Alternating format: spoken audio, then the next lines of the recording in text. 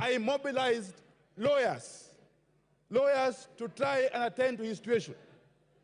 But within no minute, Honorable Speaker, members, order. I need to hear.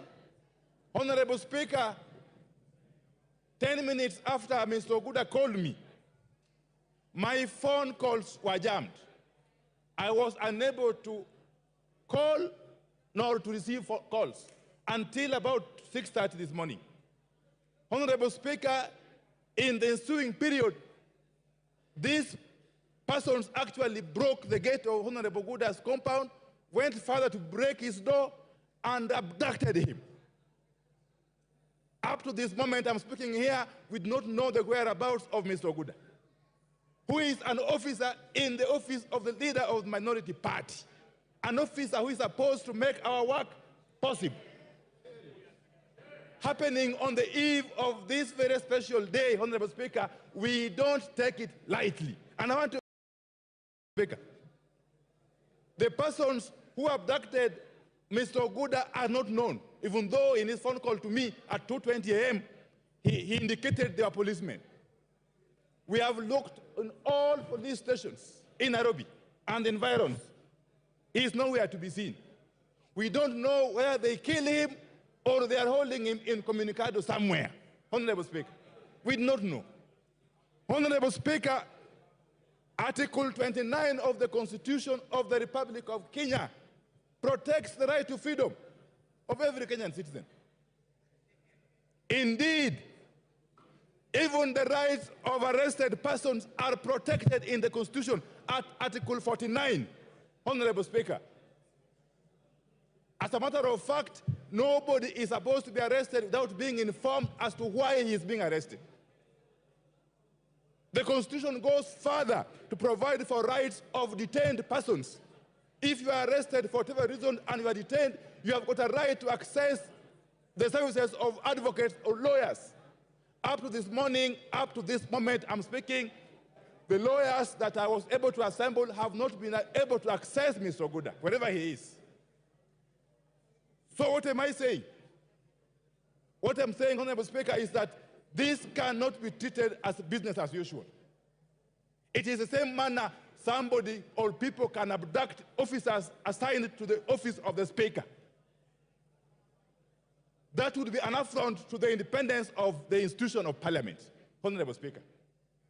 Parliament is an independent institution, and this House is not complete without one side of the House.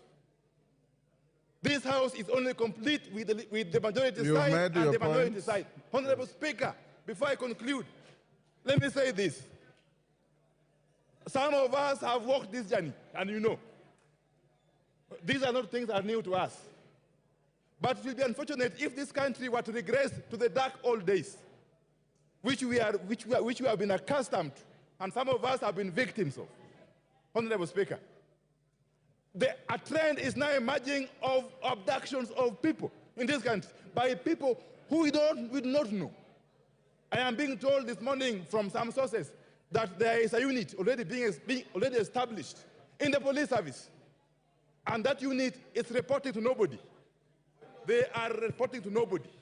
They are a law unto themselves. He is on a point. They are abducting Kenyans. Wind up. I am on a point of order. Wind up. What is itching, Honorable Sirma? Order, honorable members. Order. Order. So can I allow him to prosecute my case? He seems to know more.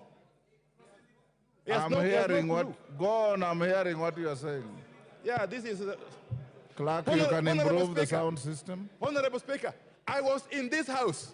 I was in this House in the 12th Parliament when members, especially some of them sitting that side, were crying here.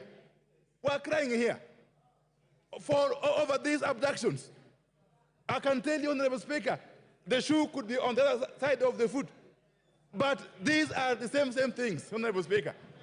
What is good for the goose must certainly be good for the gander. I can tell you. And therefore, will I be right, Honorable Speaker, to request you that before we proceed, you use your powers under the Constitution to compel whoever has abducted the officer in the office of the leader of minority to be produced before we can proceed. Otherwise, this House will continue to be under siege, and we cannot operate under intimidation. Personally, you can't intimidate You've made a point. Thank you. Minority Leader, you've made your point. Give him 1 minute to conclude. You are now not complaining, you are making a speech. If anybody thought that they can intimidate members of parliament, let me assure them, at least personally, I can never be intimidated. You will never intimidate me. You've made your point, Wandai. And therefore, I demand, on behalf of my coalition, that extra the material that's is unnecessary. Released, or at the very worst, taken to court and charged with all offenses he has committed. Thank you. Thank you. Majority Leader? No. Order, Honorable. Thank you, Honorable Speaker.